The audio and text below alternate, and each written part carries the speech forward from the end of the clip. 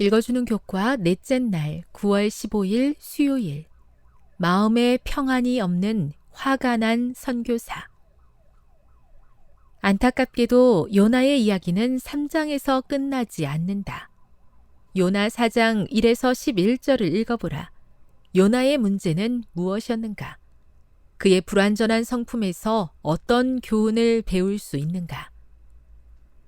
요나 4장은 자신의 선교 사역이 너무나 성공적이었기 때문에 하나님을 향해 화를 내고 있는 요나의 모습으로 시작된다. 요나는 자기가 바보처럼 보이게 될까봐 걱정되었다. 그런데 우리는 이곳에서 어린아이처럼 떼를 쓰고 있는 당신의 선지자와 대화하시며 그를 이해시키기 위해 노력하시는 하나님을 발견한다. 우리는 이 모습을 통해 선지자와 같은 참된 하나님의 사람이라 할지라도 더 성장해야 할 부분이 있으며 극복해야 할 약점이 있음을 보게 된다.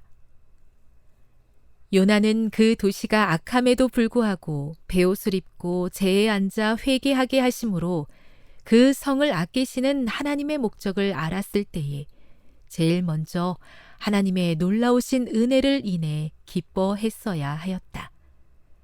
그러나 그렇게 하는 대신 그는 자신이 거짓 선지자로 역임을 받을 가능성에 대하여 골똘히 생각하게 되었다. 자신의 평판에 눈이 멀어 그는 그 불쌍한 도시에 있는 영혼들의 무한히 큰 가치를 보지 못했다. 선지자어왕 271. 당신의 선지자를 기다려주시는 하나님의 인내는 믿기 어려울 정도였다. 하나님께서는 요나를 사용하시기로 작정하신 듯 보였다. 요나가 도망쳤을 때는 그를 다시 돌이키시기 위하여 폭풍과 물고기를 보내셨다. 이번에도 그가 잘못 행동하고 있을 때 하나님께서 찾아오셔서 그를 이해시키기 위해 함께 대화하시며 이렇게 말씀하셨다. 내가 성내는 것이 옳으냐? 누가복음 9장 51에서 56절을 읽어보라. 여기에 나오는 경우와 요나의 이야기에서 생긴 일 사이에 어떤 유사점을 발견할 수 있는가? 하나님께서는 이렇게 말씀하신다. 하나님이 세상을 이처럼 사랑하사 독생자를 주셨으니 이는 그를 믿는 자마다 멸망하지 않고 영생을 얻게 하려 하심이라.